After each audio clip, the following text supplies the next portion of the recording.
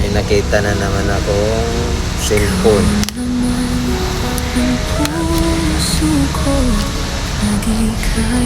Sandaan. Guys, nakita ko yung cellphone.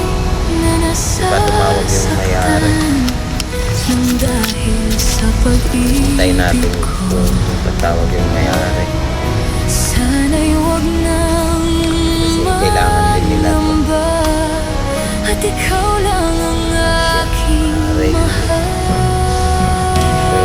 Hintayin natin kung patawag yung may-ari. Kailangan natin ito.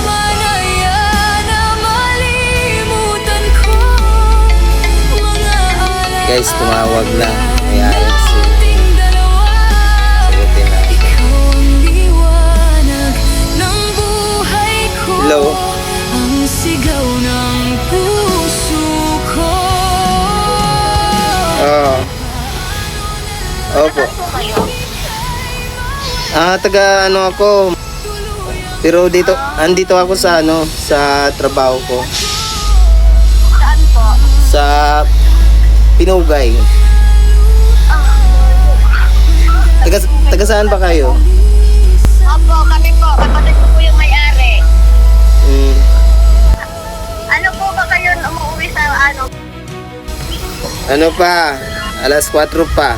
Mga Saan po ba? Alam niyo po ba yung van? hindi. Basta dyan ako dumadaan sa sa talaga papuntang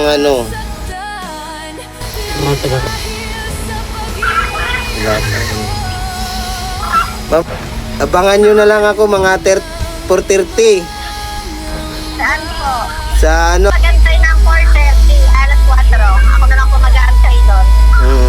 Ako na, laking salamat po. Maraming salamat. 100% maraming salamat. 4:30 po, magantay po ako sa Loketan. sige.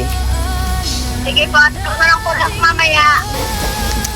Ayan, tumawag na yung may-ari.